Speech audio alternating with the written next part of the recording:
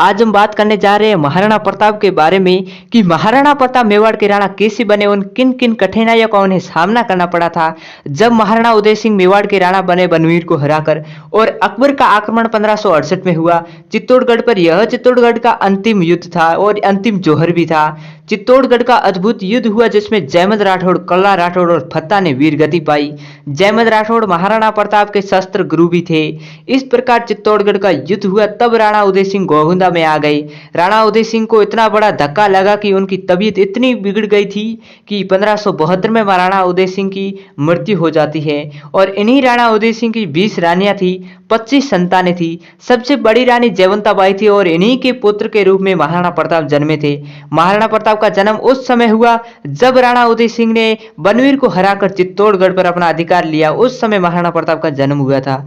उदय सिंह की दूसरी रानी सज्जाबाई थी। इन्हीं के 2 पुत्र हुए थे, एक का नाम था शक्ति सिंह और एक रानी थी धीरबाई। इनका महाराणा उदय सिंह पर इतना बड़ा प्रभाव था कि इनका पुत्र जगमाल था।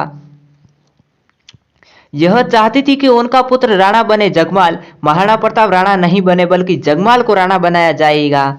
और जब राणा उदय सिंह बीमार पड़े, दशहरे से बीमार पड़े थे, 3-4 महीने बाद मृत्यु हो जाती है। और इन्हीं महीनों में धीरबाई ने राजमहल में इतने षड्यंत्र रचे, बड़े बड़े सामंतों को अपनी ओर मिला लिया था और जो मेवाड़ के राणा बनने वाला था उस पत्र पर राणा उदय सिंह से मोहर लगवा दी, यानी जगमाल को राणा बना घोषित करवा दिया। ये सब षड्यंत्र हो रहे थे महल में। महाराणा प्रताप को ये सब पता था। यह देखकर महाराणा प्रताप का मन विचलित अंदर से हो गया था। महाराणा प्रताप विचलित इसलिए नहीं हुए कि वो स्वयं राणा नहीं बना, बल्कि वो इसलिए विचलित हुए कि जगमाल जैसा एक अयोग्य शासक बन रहा है, इसलिए विचलित हुए थे महाराणा प्रताप। क्योंकि महाराणा प्रताप अपने पिता की बातों से आगे नहीं जाना चाहते थे। वह अपने पिता की हर बात को मानते थे। महाराणा प्रताप ने सोच लिया था कि वह सन्यासी बन जाएंगे। जब 28 फरवरी 1572 को राणा उदय सिंह का देहांत हुआ तब यह नियम था कि उत्तराधिकारी राज्य में रहेगा क्योंकि उसका राज्याभिषेक होने वाला है और दूसरा पुत्र अपने पिता की शव यात्रा में जाएंगे। और महाराणा प्रताप उदय सिंह की शव यात्रा में गए। जब शमशान घाट पहुंचे महाराणा प्रताप तो वहां उपस्थित सामंत थे जिन्होंने से प्रमुख ग्वालियर नरेश राम सिंह थे, अखेराज चौहान सोनग्रा, कृष्णदास सुंडावत भी थे। जब कुंवर प्रताप को देखा तो सोचने लगे कि कुंवर प्रताप यहाँ पर क्या कर रहे हैं। इनका तो राज्याभिषेक होने वाला था राजमहल में। तब सभी को संदेह होने लगा। तभी राम सिंह तंवर ने अखेराज सोनग्रा से पूछा कि कुंवर प्रताप यहाँ पर क्या कर रहे हैं। उनका तो राजमहल में राज्याभिषेक होने वाला था, ये यहाँ क्या कर रहे हैं। यह बात किसी को पता नहीं थी। तभी राम सिंह तंवर क्रोधित हो गए और कृष्णदास सुंडावत से पूछा कि आपके होते हुए कोई मेवाड़ का और राजा कैसे बन सकता है, इसमें आपकी उपस्थिति जरूर होगी। कोई भी मेवाड़ का राणा चूड़ावतों के समर्थकों के बिना राजा नहीं बन सकता है। उस समय क्या होता था कि जो भी राणा बनेगा वह पहले चूड़ावतों को पूछ कर ही गद्दी पर बैठते थे कि आप गद्दी पर बैठिए। तब चूड़ावत मना कर देते थे, तब राणा गद्दी पर बैठते थे। तभी राम सिंह क्रोधित हुए और कृष्णदास ने कहा कि इसकी खबर हमें भी नहीं है। कुंवर प्रताप शमशान घाट में क्या कर रहे हैं, किसी और का राज्याभिषेक कैसे हो सकता है। इसके बाद सभी सामंत की बैठक हुई और सभी सामंत कुंवर प्रताप को मेवाड़ का राजा घोषित करते हैं। लेकिन कुंवर प्रताप इससे प्रसन्न नहीं थे। वो चाहते थे कि वह सन्यासी बन जाएंगे ताकि घर में क्लेश न हो, झगड़ा न हो, चाहे कोई भी राजा बने। लेकिन सभी सामंतों ने कुंवर प्रताप को समझाया कि सन्यासी बनने से कुछ नहीं होगा।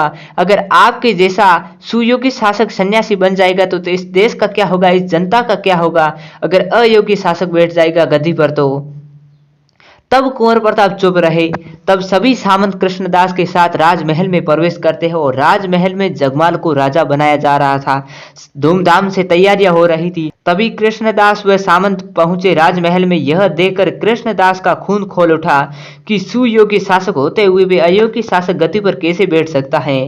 तभी कृष्णदास ने जगमाल को गद्दी से उठाया और ससम्मान महाराणा प्रताप को गद्दी पर बैठाया। तभी तलवार बांधकर और कुंवर प्रताप को सभी सामंतों ने महाराणा प्रताप को एक स्वर में घोषित किया। लेकिन उस समय महाराणा प्रताप चुप रहे।